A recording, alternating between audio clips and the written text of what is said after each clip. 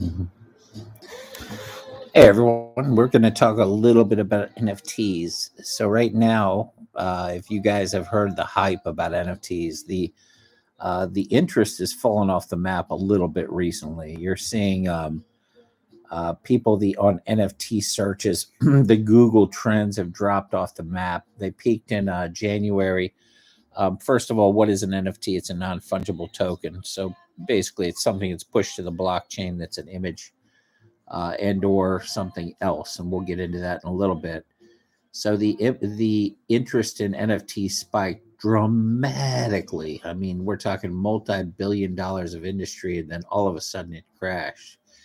And that makes sense because everybody's viewing this technology. They're excited about it, but nobody really understands what it means. Right now, everyone's just basically buying a stacked or layered JPEG. So the traditional JPEG is a single layered piece, and then Adobe came along with the PDFs and added multiple layers.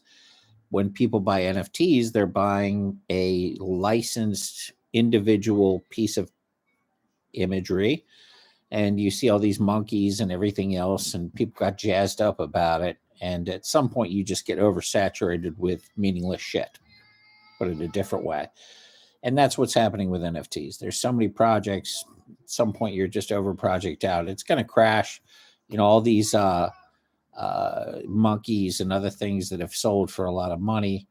A lot of them have sold to people that have used their own funds to drive up the price of projects that didn't really exist. So, for example, let's say I launched a project with a couple thousand NFTs, create a separate wallet, buy one of my NFTs for 100 grand, and then turn around and sell it for 30 to somebody who thinks they're getting a 70 grand 70% discount. That became commonplace. But people are missing the point of what the technology does. So the beauty of it is you actually have a image, and when I say a stacked image, so when I uploaded my series of NFTs, there were four layers and then a fifth layer, which was your dynamic aspect of the images on the side. So five layers technically to create an individual image.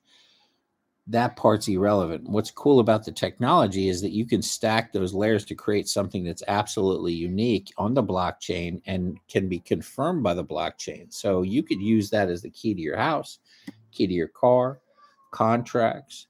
You could digitally license yourself and have everything that you make on or off the blockchain digitally tracked. You can make your music video and have people own a piece of it, and then if people reuse it, you could actually have the publishing go to the people that have bought a piece of what you've done as an artist. So the applications go way beyond just what is a standard layered JPEG right now into all sorts of cool stuff down the road. So that the spike that we saw, and then the down part is because there's too many projects to keep up with it. I mean, how many monkeys or bored apes or bored pandas or bored whatever can you buy? Um, it's not that interesting after a while, but some of those will be there. For trading cards, the applications are amazing. So think about all the fraudulent trading cards you had for signed stuff from Tom Brady rookie cards that have been forged, or Babe Ruth. Now it's too late for Babe, but you redo a Babe, and have sort of an NFT of it. But when you actually know that it's one of one or one of two, and that's the NFTs I bought. I bought artists that I support, and I bought athletes that I support.